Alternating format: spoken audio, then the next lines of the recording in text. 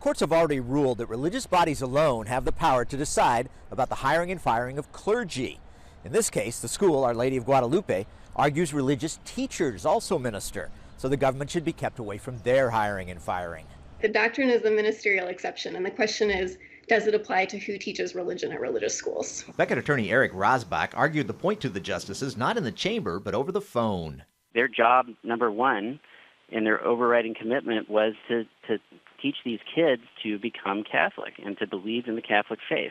One objection from Justice Ruth Bader Ginsburg was that religious employers would get away without having to follow important laws. The breadth of the exemption is staggering. That is, these people are exempt from all anti-discrimination laws. The school's argument would strip more than 300,000 lay teachers in religious schools across the country of basic employment law protections. The school's attorney argued government should not be allowed to interfere with those who minister faith.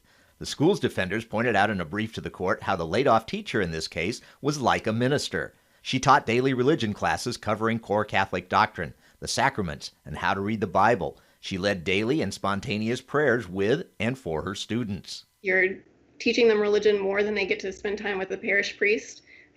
You're a minister of the faith. Firm urges all religious believers to be concerned about the fate of the ministerial exception.